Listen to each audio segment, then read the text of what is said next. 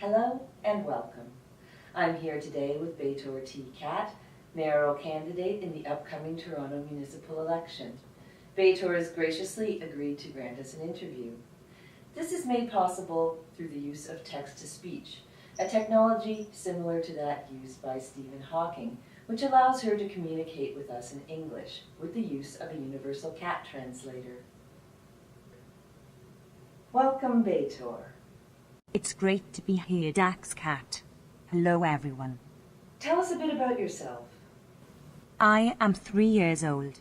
I'm not quite sure where I was born, but it wasn't a very nice place.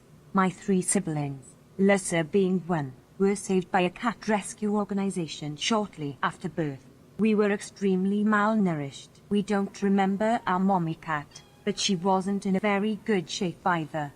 When we were 12 weeks old, Lissa and I were adopted, and we have been very happy and well loved and looked after by our staff ever since. I think it's very important to support animal rescue organizations. It is a subject very near and dear to me.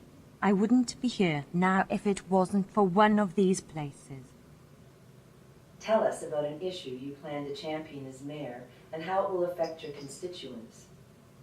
Firstly, I'll have to correct you there.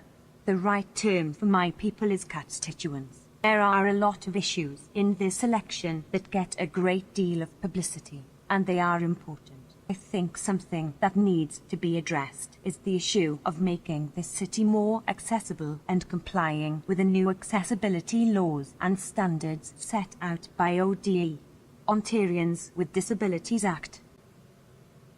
Why is this important? As a cat, I face a lot of barriers. I'm short. I don't have opposable thumbs. I can't talk. There are mood swings. This interview wouldn't be possible without the speech technology that allows me to communicate with you. It's opened up a whole new world for me.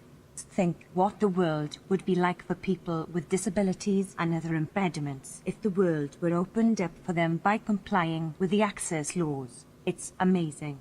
It's a huge area that, for the most part, gets ignored. Remember, we are all temporarily able-bodied. One day we may need this stuff. Toronto needs a reliable, funded transit solution. What do you think federal responsibility on transit is? Transit infrastructure is urgently needed to protect the region's economy and keep Toronto moving. I can't tell you how many times my staff have been late to attend to my needs. This is unacceptable. Federal government is a key player.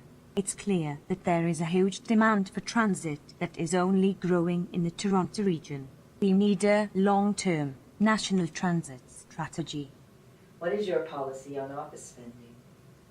The greed of many politicians is more than scandalous. It's obscenely disgusting, and they have no shame or morals. Cats have no such issues. While it's true that we cats generally have no shame or morals by nature, we do have standards.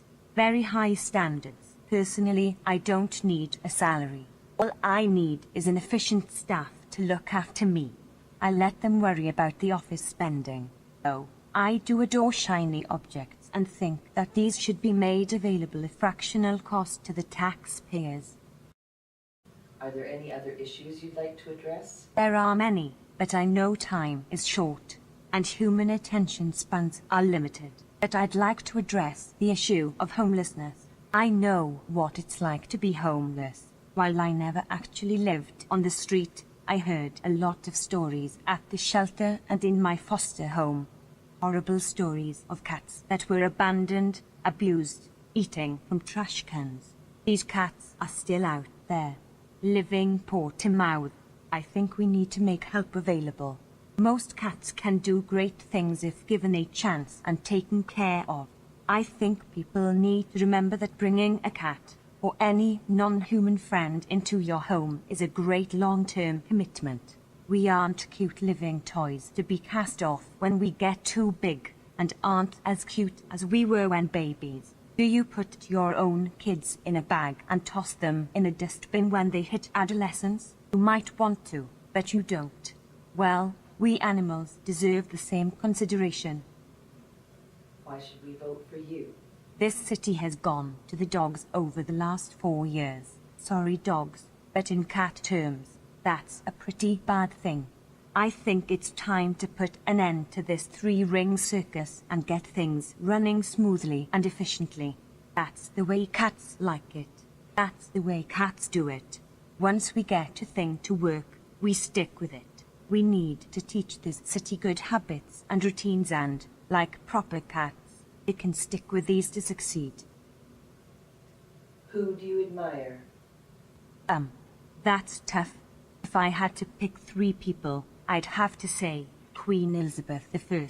We have so much in common. Both great rulers, royal blood, and we both love shiny things.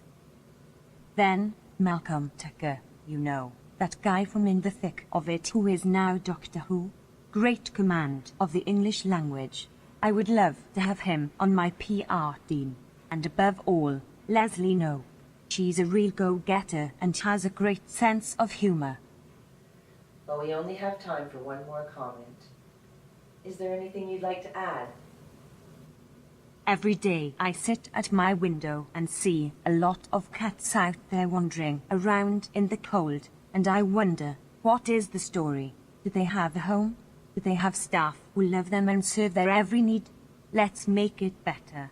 On October 27th, say, yes, we cat. Thanks for talking with us, B'Etor, and good luck on October 27th. Thanks for having me, Dax Cat. Can I have my treats now?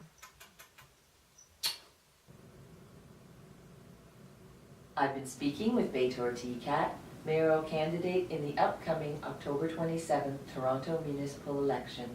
We now return you to your regular programming.